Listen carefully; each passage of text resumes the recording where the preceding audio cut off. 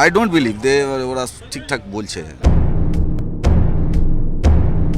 কিভাবে মৃত্যু হলো রমিত মণ্ডলের? মাথায় ভারী জিনিসের আঘাতে নাকি অন্য কোনো কারণে? কিছু কি গোপন করছেন মৃতের বন্ধুরা? উত্তর এখনো অজানা। সময় যত গড়াচ্ছে ততই দানা বাঁধছে রহস্য। পরিবার সূত্রে দাবি, ইঞ্জিনিয়ারিং পাশ করে পুনের একটি সংস্থায় চাকরি পান রমিত। সম্প্রতি সেই চাকরি ছেড়ে দেন তিনি।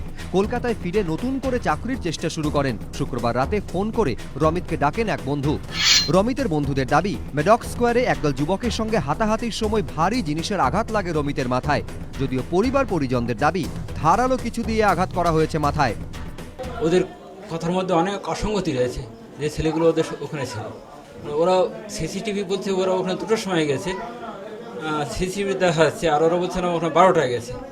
12টায় গিয়ে ওখানে ওরা বলছে যে ইট ফেলে মেরেছে।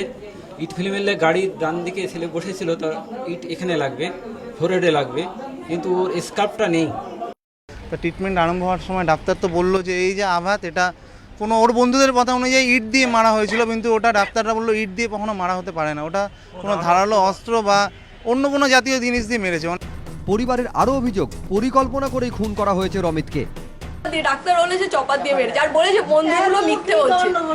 ডাক্তাররা বলেছে আমার সন্দেহ ওরা মিলে ওকে খুন করেছে। কোনো শত্রুতা আছে কেন আমি জানি না। ফুল বডিতে কোনো ইনজুরি নেই, টার্গেট করে মেরেছে এটিকে, পুরো যত ইনজুরি পুরো মাথায়।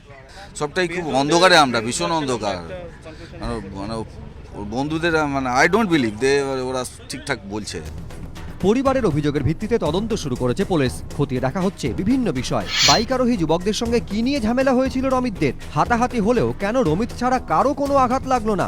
অন্য বন্ধুদের গায়ে আঁচড় লাগলো না, অথচ রমিতের মৃত্যু হলো কিভাবে?